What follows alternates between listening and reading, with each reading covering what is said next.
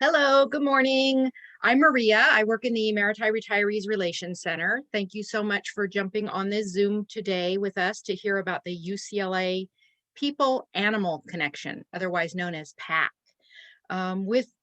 which is one of the most comprehensive animal-assisted therapy and activity programs in the nation. So we're very fortunate. And we're also fortunate to have Jennifer Dobkin, who is the manager of the PAC program, and she's also a registered veterinarian technician, and she's going to talk to us on this subject today. She has someone else who may or may not be speaking, but is here with her pets. Yeah. And Jennifer's been with the PAC program for a little over a year and loves fulfilling her passion with people and animals. I love that. Yes. I won't take up any more of your time. I'll just go ahead and ask you to please welcome Jennifer. And whenever you're ready, Jennifer. Yes. Thanks everybody so much for joining. We're so happy to be here. We've been, as everybody else, we've sort of been stuck at home. Our animals haven't been able to go into the hospital since COVID hit, which has, most of our work is done best in person. So it's a little bit different, but we're making it work. I'm going to go into a little bit of I'm going to do my presentation, and then I'm going to turn the call over to 3 of our PAC teams. So you can probably see the dogs on the call right now. We have 3 of our teams that actually are volunteers in the hospital with their dogs. And yeah, I'll turn it over to them. And at the end, you feel free to ask questions if you have any questions about the program. So we are People-Animal Connection, and we are the pet therapy program that visits both UCLA Reagan and Santa Monica. And I'll go into a little bit of the history of the program. So PAC began back in 1994 in the cardiac care unit, and this was when a nurse noticed patients responding positively to a fish on the unit. So it all started from a fish. And from this, she began bringing her dog in to visit patients. And you can see there right at the right, that's Kylie, and that's PAC's first therapy dog. So she brought her dog to visit patients, and she actually conducted a research study on the effects of a visit with patients. And since then, all of our PAC teams have been voluntary, and the program is completely funded by donor support. You just call what? So PAC, as Maria said, is one of the most comprehensive animal-assisted therapy programs in the nation. And we're actually housed under the Integrative Medicine Collaborative now. And we have about 80 volunteer teams, a variety of breeds of dogs, and a mini horse. And our PAC teams make about 1,000 patient visits per month, seeing more than 12,000 critically ill children and adult patients a year. And animal-assisted therapy offers many health benefits, and some of them include improvements in blood pressure, heart rate, depression, anxiety, loneliness, and perceived quality of health. So our hospital visits, this is kind of the bread and butter of our work, and our PAC teams visit just about every unit except for transplant units and oncology patients in isolation.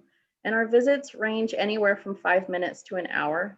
And we pass out our PAC trading cards during our visit, and they're great mementos for the patients and staff. Teams also visit folks in the lobby, the surgical waiting area, Maddie's room, and some of the specialized clinics and executive offices. And one of the things that I like to stress is PAC visits are for staff too. I can't tell you how many emails and phone calls I've gotten. When is PAC coming back? We miss them. And that's from, the nursing staff and the hospital staff. Some of our other specialized programs, we have Paula's Pet Pal Place, and this enables patients to unite with their personal pets during hospitalization. And this visit occurs outside. You can see in the top left, that's a photo of a patient getting to have their dog come. And our PAC office facilitates this for them. We also have a reading program to help some of the pediatric patients read with our dogs. We have Operation Mend, which are dedicated PAC teams that offer canine comfort to military veterans.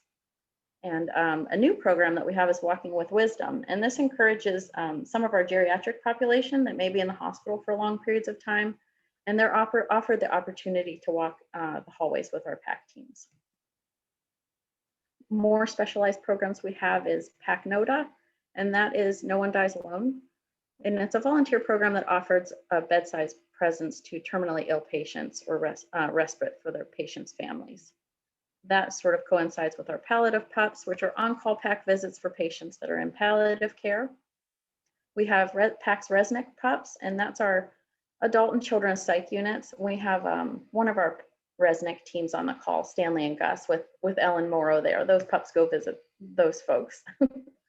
We do stress busters at the Powell Library for our students during finals week. And we also do hospital events, which are so much fun, and we've definitely missed those this year. We do an outdoor pet visit station once a month, so folks can come outside, and we have a few different teams there for folks to visit with. Canine Cupid for Valentine's Day, the Pediatric Halloween Parade, which we do reverse trick-or-treating with our PAC teams. We do holiday caroling, Nurses Week, Hospital Week. There's just, we're very busy when we're in the hospital. We also try to do some campus outreach when we can. We get a lot of requests to do things on campus. So we try to honor as many as we can while still keeping our focus primarily on the hospital. But we do stress busters, visiting professionals during their exams. You can see there's lots. And we also, we do community outreach as well. We do get asked to do a lot of community events, and we try to, like I said, honor those as much as we can while still meeting the hospital needs. We have, in addition to all of our wonderful dogs, we also have a mini horse named Blue Moon, and she is UCLA's only horse. She's really cute. So one of the fun things that we do every year, sorry, let me go back. We do a calendar, and it's a yearly calendar that's distributed to our donor staff and patients, and just about anybody that wants one, we will get you one. This year's calendar, the theme was movies. And so we have Wolf on Wall Street, The Dog Father, and it was pretty silly this year. This is the cover of our calendar, which you can see, Bark to the Future. I'll just show you a couple more pages from it because it was really fun. Pause. And some of the outtakes from this year's. So our program response to coronavirus, as I said, our work is primarily, it's primarily in person, and it's done best that way. So we've had to get kind of creative during COVID. And so we started off by sending comfort messages of videos for the UCLA staff. We rolled out some coloring pages, and we put life-size cutouts of some of the pack dogs and Blue Moon in the hospital areas. And we also got our dogs into Dodger Stadium. You can see that down there at the right-hand corner. We do offer virtual visits for patients, staff, and students, and those can be scheduled, any time of the week. We have a standing virtual visit station every Tuesday from 11 to 12 that anyone can pop into and say hi to some of our dogs. And for our volunteers, we do a yappy hour, usually every week, just so that we can all kind of stay connected during this time. And this is our contact info. You can also find all of this information on our website, which is right there, uclahealth.org/PAC. And after this call, if you have any questions, you can feel free to reach out to me. I'm easiest to reach by email right now, just because I'm working remote. And yeah, thank you very much. I'm gonna go ahead and turn the focus over to one of our PAC teams. Ellen, since you're right here in my first corner, I'm gonna go ahead and spotlight you. If you wouldn't mind telling us kind of how you got into the program. There we go. Hi, Ellen. Ellen's one of our volunteers, and she's got Stanley and Gus with her. Are you able to unmute? Yeah, there we go. There you go. Hi. Hi. Are they positioned well for you guys? Yeah, they're great. Okay. This is Stanley, and this is Gus over here. They're dressed in business casual for all of you today with their ties. Stanley is also very patient about glasses. he just sits there. And I'm so happy to be here talking to all of you. I've been part of the PAC program since 2006. I had my first two dogs are on the calendar. They look very much are on the card Jennifer had. it is so life-changing. We can tell you about the program, but there is nothing like, if people spend 5 minutes watching the dogs in the hospital and they're like, I can't believe what I just saw. So we've done the picture she had, we've done the anti-bullying group for Compton. It was a bunch of 6th graders, which was so much fun. And the kids were just great to deal with. We do stress busters in the library. And one student was holding the dogs and she was crying. And she said, these are happy tears. I feel so much better. And although we visit and Jennifer talked about, we visit staff when we come in, one of our first stops is in the administration office, and they absolutely love the visits when the dogs come in there. But our Resnick, they call them Resnick pups. The neuropsych units in Resnick are our primary units. And I've been doing that since the start in 2006. And what we do, we work with set groups like in the day room. They bring in groups. We start with the kids under 12, then teens, then we do adults, and then we'll do a geriatric unit. But I have to tell you, I have seen things that I would not have believed. I can tell you one story. A little girl, I'm guessing 10 years old or younger, was out of control. And as a therapist told me, she's a danger to herself and others. She was crying when we got there. She was smashing her head against the wall. She had bruises on her face. But I said, do you want to see the dog? And I got a nod. And then we came closer. I said, would you like to pet the dog? And I got another nod. And then I said, how would you like to see some tricks? And they started doing tricks. This little girl, still with tears, started applauding the tricks. And then she looked at me and she said, you know, you should teach your dog how to take a bow after his tricks. She got down on the floor next to my dog and was laying there with him, teaching him how to take a bow. And the therapist said, we can't do that. You know, only the dogs can do that. And just to show you how sometimes you don't know if you're getting a response, we were somewhere and the mom said to me, can you bring the dog closer? So I was holding Gus there. The boy was very challenged. He was in a wheelchair. His head was down. I really saw no response, but the mom assured me that he responded. So it was Gus that time. I brought Gus over and I was holding Gus and there was no response. And then it was time for us to leave. And as I started to walk away, this boy who was like this, his hand came up like this to reach for the dog. So it was just, I mean, sometimes it almost brings tears to your eyes because it's so incredible. When you walk through the lobby and you will have 10, 15 people surrounding your dog as you come in. I can tell you, if it's okay, I'll tell you one more short story. A man was in a coma after, a man in his 50s was in a coma after an accident. And his wife was like a force of nature and kept saying, could you bring the dogs in? And what we do when we go in the room, we put a sheet down, and if the patient would like it, we put the dogs on the bed. So we put a sheet and I positioned the dog next to this man who was in a coma. We put his hand on the dogs and, you know, we talked to him and we did several visits. He came out of the coma, came back, I'm sure, like he's 90% recovered and has actually spoken about what's happening. And I heard him speak one time and he said the only thing that he remembers from when he was in the coma was when the dogs were on his bed. So you don't even know what they're doing. I got into it because I'd seen an article and I wanted to do it. And I was at the vet with my dog. And this woman came up and said, your dog's temperament is so good, you should look into it. I called UCLA. She called me the next day with a number. I called UCLA. I took the workshop over there and the rest was history. And Nancy can tell you a lot more about the testing and what's involved getting into it. But a lot of it is your dog's temperament. You want a dog that likes people, that's comfortable. So that's my story. I'm sticking to it. Thanks so much, Ellen. We're so grateful to have you and your dogs. They're wonderful. I have to tell you, I'm so grateful to PAC. And I mean, I can't even express the gratitude and the privilege that I feel for having been able to do this for so many years. I mean, it is such a gift and a blessing in my life. So thank you to everybody at UCLA and to you in particular, Jen.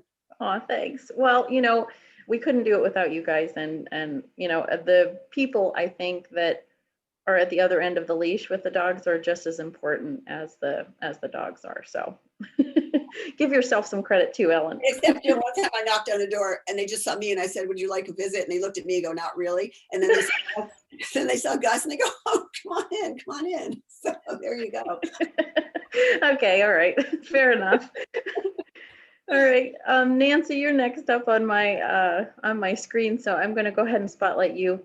Nancy, at the beginning of the call, there was a question about, you know, how how to test it, how to get your dog tested, what qualities that you look for in a therapy animal, and that kind of thing. So if you wouldn't, just introduce yourself and your dogs, and then if you wouldn't mind touching on that, would be very grateful. Okay, sure. So I'm Nancy Littman, and I have currently also, like Ellen, I have 2 therapy dogs in the program.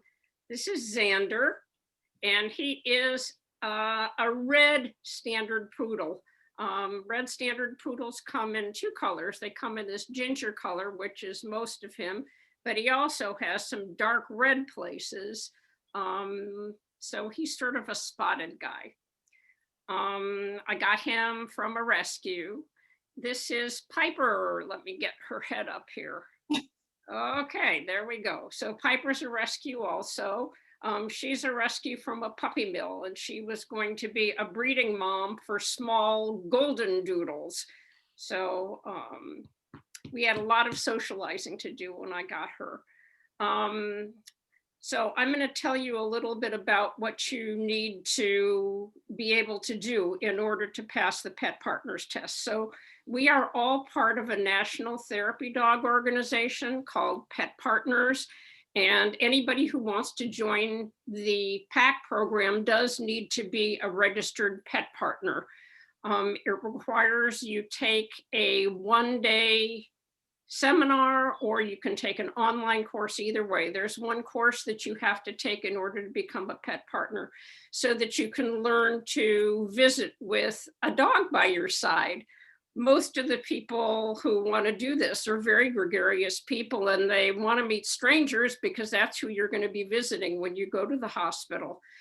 But it's a totally different equation when you suddenly have this unpredictable dog by your side. So that's why we require one course for the handlers, but not for the dogs. Why don't we require a course for the dogs? Because the dogs know what to do. If you're having a really bad day and you come home and maybe you're crying or you're upset and you're angry, what does your dog do? Your dog tries to comfort you any way he can, regardless of what that is. They're going to try to snuggle you, or maybe hop into your lap, or put a head on your shoulder. Dogs want to make things better. They have that natural instinct. And so it's the people that we need to work with and not the dogs.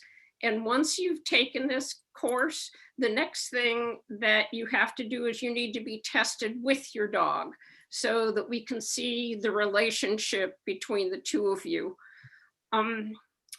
Of course, the dogs need to be obedience trained. There's a list of simple commands that the dogs need to reliably follow, like sit and down, stay, come, and of course, leave it is very important, because there could be a pill on the floor in the hospital. I mean, it should never happen, but it does. And you want to be able to tell your dog not to take it. So that's the leave it command. So we test you with the dog so that we know that the dog is connected enough to you so that when presented with an unfamiliar situation, the dog will look at you and say, Mom or Dad, is that okay? And if you say, oh yeah, it's just an XYZ, the dog will say to himself, oh, it's just an XYZ, and we'll go right on visiting and not worry about what's happening. So that's what we're looking for. And we test and we teach this class several times a year. Of course, we haven't been doing that because of the pandemic, but hopefully we'll be able to start again soon. So I'm going to talk a little bit about a special visit that Xander had with the patient. Xander visited a young lady. I'm calling her young because she was 26 years old, and she had a tangle of blood vessels in her brain that needed to be removed. And so she came to Ronald Reagan for some pre-visits. I'm not sure what they did, but we met her after the second pre-visit, and Xander got in bed and snuggled her, and she just fell in love with Xander. So then she had this surgery and everything went well, and then it didn't. And it had happened that her brain had started to bleed again. So they rushed her into surgery on a Tuesday. The surgery went fine, but the problem was they had trouble waking her up after the surgery. And so they just said that they needed to wait a while. On Wednesday, they tried again, but she still wasn't waking up, and they presented her mom with the possibility that she might never wake up. On Thursday, she opened her eyes a couple of times, but there didn't seem to be any kind of cognition there. She didn't seem to know what was going on. On Friday, I arrived with Xander, and Xander got in bed. You can see he's a snuggle. So Xander got in bed with her and snuggled in, and I took her hand in mine and I started petting him and telling her that Xander, the special Xander, was in bed with her, and that he wanted her to know that he was there and he wanted her to feel better. And pretty soon she took the petting over from me and she was petting him. And that was the first time that they actually knew that she was aware and knew what was going on. And she did go on to wake up from there. Do I think that it would have happened anyway? Yeah, it probably eventually would have. But I do think that Xander was a catalyst and that he made things happen faster than they otherwise would have. Wow, that's a great story, Nancy. I hadn't heard that one. Yeah. I've heard a lot. I mean, there's just so many that everyone has, Right. you know, it's just buckets and buckets of stories that everybody carries with them. And it's just so special. That's true. I have to say that when I leave the hospital, I'm always on an incredible high because I know that I've had a direct positive impact on people's lives. Mhm.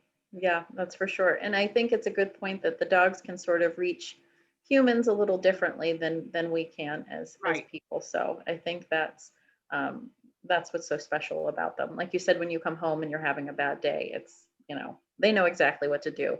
They do. They do. Yeah. They don't need to be taught. They know. No. Thank you so much for being on the call and for everything you do. We really appreciate having you as a volunteer. I And love as being a volunteer. I just can't wait to get back into the hospital. gosh, I know, I can't wait to. Soon, I hope. All Okay. right. I'm sure we might get some more questions at the end of the call. I'm going to move on to Sharon, who's got Herman and Scarlett. Just give me a second to spotlight you, Sharon. Thank you guys for being on the call. We're so glad to have you here. Welcome. And I'm Sharon, and this is Herman. And you can see this is Scarlett, who is an honorary member of the pack. She's not sit. Nope, everybody wants to be up. Herman is my second dog in the program. I had a dog named Pinky, and when Pinky passed away suddenly, I was heartbroken, but I knew that this program is really important to me. My career has, needless to say, my dogs love each other. My career has been in public relations, and I like people, and I enjoy speaking to people. So this was a natural. A girlfriend of mine was in the program, but with the death of Pinky, I had no dog. Okay, let me just, okay, Scarlett, come on, good girl, sit. She really wants to be the center of attention today. She does, and no, she has her little party, I think that's why. her little party hat on. So when I wanted a rescue dog. I've always had rescues. So I contacted a rescue organization, and I said, I really don't care what breed it is, but I want to rescue a dog that is comfortable with people, and they knew how important this program was to me. So, and by the way, I want a male under 3 years and under 40 pounds. So here he comes. This is Herman, and I've had him for it's been almost 3 years. And he is just a total love bug. He's doing pet therapy now in my neighborhood. We have a neighbor who, every time I'm out walking, I can see him looking at me from his garage office, and he comes out and he gets on the ground, and he gives Herman the love that Herman always found in the hospital. And as I said, for me coming out of PR, it's a career it's a great career, but the satisfaction from being with patients and doctors and such at the hospital is, for me personally, much more rewarding. He didn't volunteer that long before the pandemic hit, so I don't have the experiences that the other two handlers have. But with my dog Pinky, shortly toward the end of her volunteering career, we were in a room and the patient was about ready to go into a procedure, but the doctor was a little worried about her blood pressure still being a little too high. So she's a dog lover, and she said, I want to see this dog before I go into my procedure. So Pinky went up, and she was connected to a lot of machines, so we couldn't get on the bed. But Pinky sat on a chair, so she was elevated, and the woman just started petting her and massaging her head and her ears and her neck. And the doctor came in and said, her blood pressure is normal. We feel comfortable now. We don't need to wait any longer. So I believe in the power of pets, and this program has been so wonderful for me and for my, in addition to having amazing other pet partners who we bond with. It's done so much. I feel that I've done a lot for the patients and the doctors, and we miss it. We do the Zoom call on Tuesday, and honestly, I've had to teach I've had to teach Herman tricks, since his best trick when he's in the hospital is getting into a bed and snuggling. So I've actually had to teach him tricks, and he's into it. But we love this program, and it's a big part of my life, and we can't wait for it to start back up in person. Yeah. We're getting some questions in, and one of them I think you might be able to answer. Is there a specific rescue you recommend that will Yes. help me find one with a Yes. great temperament? And I know you have a gal. Yes, I got Herman from a rescue, and it's local. I don't know how many of you are local. It's called Wags and Walks, and they have a wonderful. They're in West LA, off of Olympic Boulevard. They have a really wonderful facility with. Yes, they have the dogs are in kennels, but they have an incredible meet and greet room, and we had to do that with when I rescued Herman. They wouldn't allow me to bring him to my house until Scarlett had come and spent an hour or so with him to make certain that Scarlett and Herman got along. So we were in the meet and greet room. Well, Scarlett was who was at that point the top dog because Pinky had died, but they're incredible. I highly recommend them, and what they specialize in is finding dogs. A lot of the dogs come from high kill shelters. He was from Palm Desert, and they have a relationship with a couple of the shelters, and the shelter specifically, when they have a dog or puppies that they feel will would be appropriate for Wags and Walks. Wags and Walks likes to adopt out dogs that are family oriented, that are that are not going to be used for anything other than love. So they call Leslie, and Leslie will go there, or her team. So I highly recommend them. They also provide dog training if you need it. And I had my own trainer for Herman. But yeah, Wags and Walks is fabulous. And it's honestly in my neighborhood, oftentimes when I'm out walking and they say, oh my God, what an incredible dog. I mentioned Wags and Walks, and they said, oh, my neighbor got a dog from Wags and Walks. It's a very well-respected, well-run program. Oh, that's great. I'm gonna add spotlights to all of our volunteers really quick, because I think you guys will all be very helpful with some of the questions that are coming in. So, Nancy, you also work with a rescue I do. as well for your dogs. Both of my guys are from Pet Harbor in Gardena. They're both rescues. In fact, I've been doing this a long time, since January of 2001, and these are my 4th and 5th therapy dogs. Okay, yeah. Nancy, another question that came in, if my dog needs additional training to handle all of the obedience commands, how do I proceed? Okay.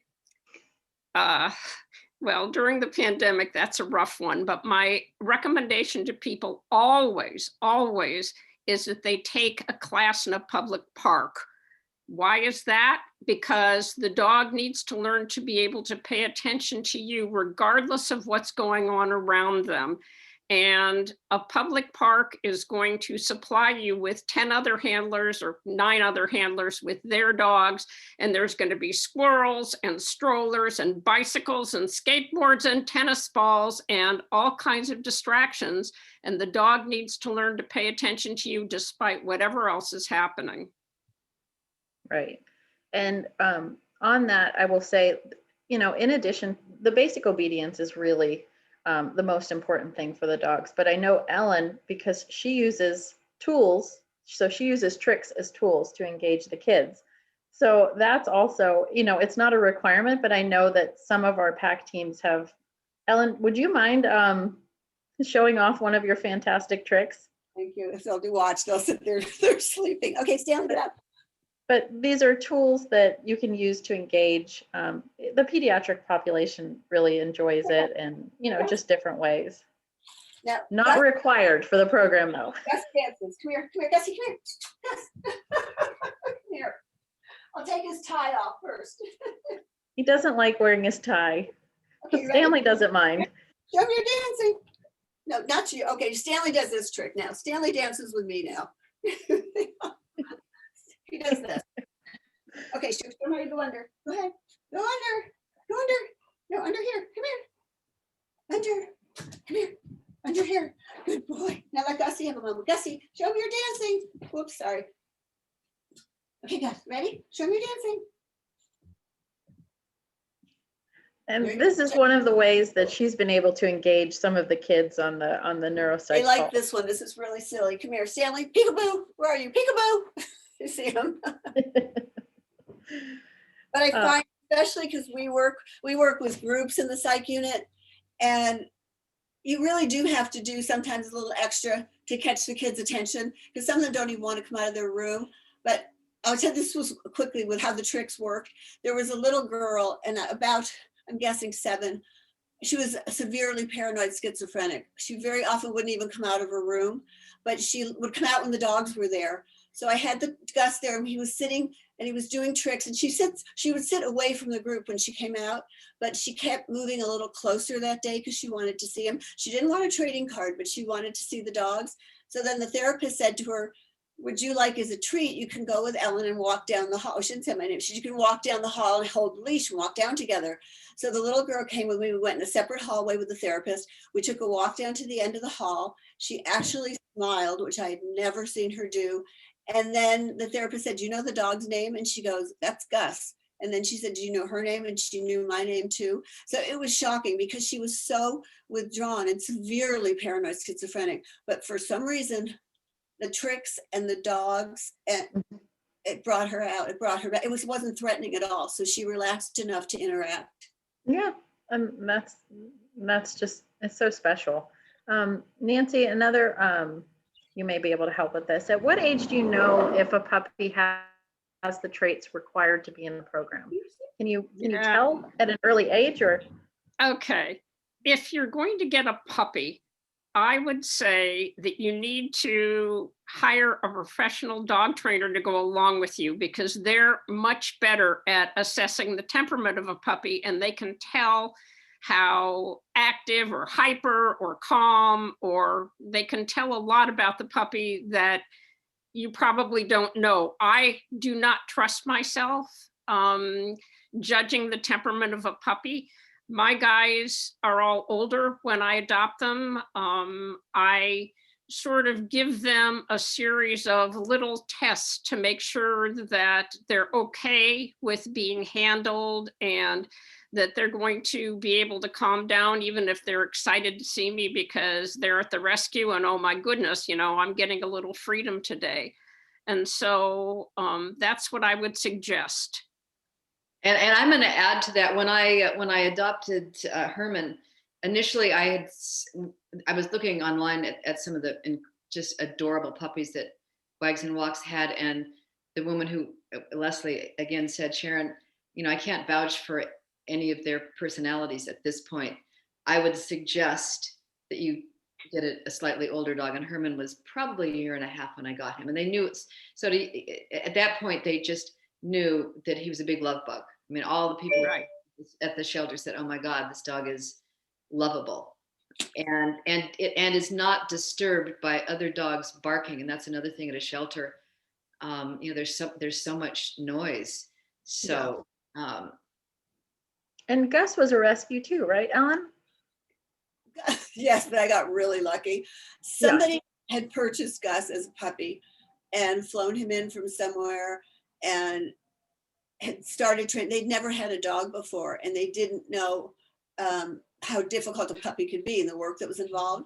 But they knew his temperament. As they were saying, you sometimes tell his temperament was so positive. So they were trying to find a new home for him. They knew that I had other therapy dogs, and even at a few months, they felt he really had the potential to do it. And when the woman was giving him to me, and she said, "Just hear me out." And I thought they had spent a fortune. I didn't know what she wanted. And she said the sweetest thing, and I've never forgotten this. She said, "All I want you to do is give him a good life." And so he literally fell in my lap, and I lucked out. And he is just, Jen knows, he's absolutely a sweetheart. So I already had a puppy coming to me that they kind of had interacted with, so they knew his temperament was so good. And I just got so lucky. He's going to be 7 this week. And he's just been phenomenal. Wow. We have a lot of rescue dogs in our program. Absolutely. Which is really cool. I think a lot of folks think that, you have to get a dog from a puppy to train it, but I know Nancy can vouch for that with Piper, that's totally not true. Right. I know she came from a tough situation, but she's fantastic. The other thing I would say to people, because people ask how you get your dog ready to do it, and I think, Nancy, you probably agree, or Sharon, the two things I work at, obviously obedience, but socializing with as many different kind of people as possible, because you don't know who you're going to meet in the hospital, and socializing, desensitizing to the environment, like noises and things going on, because that, I think, along with their obedience, is really important. Well, and what I did with Pinky and with Herman when I was training for the program, I live near a public elementary school, and so a lot of the kids walked to school, and so every day for a couple of months, I would take Herman. We would join the kids and their parents walking down my sidewalk, and as Nancy said, at the park, when were kids on bicycles, there were kids on those razor scooters. I mean, there was noise and chatter, and he was fine. He loved it. In fact, he wanted to go to school. Another thing I will add, once you do pass the Pet Partners evaluation, folks from the PAC staff will meet with you, and we don't just dump you off into the hospital and say good luck. There is, we obviously meet with you, then we have you shadow with another team to kind of get familiar with what the visits look like. And then we also come along with you for 6 to 8 visits, or however long it takes for you to feel comfortable. So our program's very well established, and we're with you every step of the way to kind of help you transition and get acquainted with the program in the hospital. If anyone has any other questions, feel free to unmute or go ahead and type them in the chat, or any of the teams on the call. If you guys want to mention anything else about PAC or anything else, other. Jen, for some people, I admit it, I don't like hospitals. I have white coat syndrome, and I thought, this is what I'm volunteering to, but it was I felt so passionate about what the dogs are doing. And I have to tell you, the first time after we'd gone through probation, the first time I was walking in, and my other dog my first one looked very much like Stanley. It was a great big doodle. And this sounds so corny, but I walked in and I felt so much braver because this dog was walking next to me. Yep. The dog was doing fine. People didn't care what I was doing. They were, with the dog. And it was, I can't even explain. I just felt so completely different walking in a hospital with a dog. With And a then dog. one woman afterwards, another woman was coming in and we were doing, I think she was shadowing us. And the woman happened to be shyer. And she said, you know, I don't know if I'm going to be able to talk to people when I go in with the dogs, because some people are shyer, but they really love to do this. And I told her, when you have your dog with you, shy, outgoing, it doesn't matter. The dog is the center of attention and you're holding the leash and just facilitating the visit. So no matter what your personality is, I believe that it just transforms to complement the dog as they're helping you. And it's a topic of conversation. The number of, now that everybody has an iPhone or photos on their Android, I just, when I walk in, oh my God, that you look like, this dog looks like my, you know, I just, it's a conversation starter for people who may be a little resistant, and do not worry about not having things to say to the patients. This woman was really shy and she was really hesitant about doing it. And I said, don't worry about it at all. Yeah, you'll be okay. The pets are the icebreaker for so many things. And I know everybody, like, it's hard to leave the hospital. You know, when you're done with your shift and your dog's tired, when our dogs are tired, we remove them from the hospital, but it's hard to get out because so many people want to talk to them and you don't want to say to them, no, you can't see my dog. But that's the hardest part, is getting your no, dog. I know. That's a good point. Our dogs are only allowed to work for 2 hours at a time. And so you have to factor in the time that it takes to get through the lobby. And the time that it's going to take you to get out. And sometimes they're tired before the 2 hours. So then, you know, there's so many things to consider. But yeah, when we go back, it's going to be wild. People are going to, it might be really tough to get through the lobby. True. Nancy, were you going to say something? That if people want to know more about specific requirements, they can always go to petpartners.org. I'll put that in the chat too. Yeah, then they can learn more about the requirements and about how to proceed from there. Yep, I mean, you'll pretty much get all of the information you need from there to join our program if you are interested. Any other questions from anyone? We're happy to take those. If not, Maria, we might wrap up a little early. Okay. Well, last chance for questions. No questions from anybody? No, thank you. This is great. Yeah, thank you guys so much for having us. Hopefully next time we'll be in person and you'll get to pet the dogs. Oh, that would be wonderful. Let's talk about that for sure. I would love Absolutely. to do that. Yeah, for our retirees.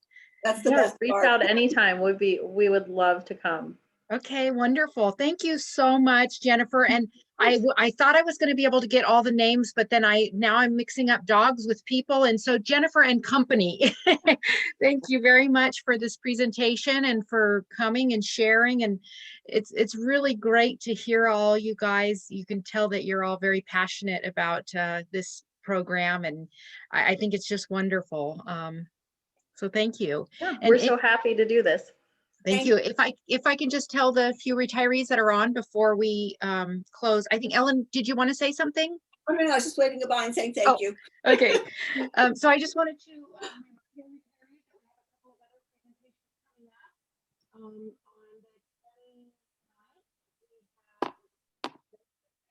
getting started with streaming TV, and mostly at 10 o'clock. That's the case for this. And then on April 12th, we have a presentation on mindfulness, again at 10 a.m. And then May 19th, a presentation on estate planning. So hopefully you all get the e-news, and those dates and information will be in that electronic newsletter. And other than that, if you need any information from me, I'm at the ERRC, the Maritime Retirees Relations Center.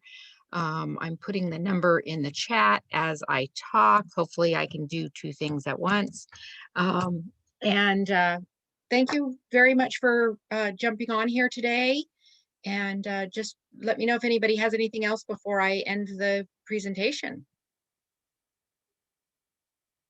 I think we are good. Jennifer, did you have anything else, or anyone else have anything? Nope.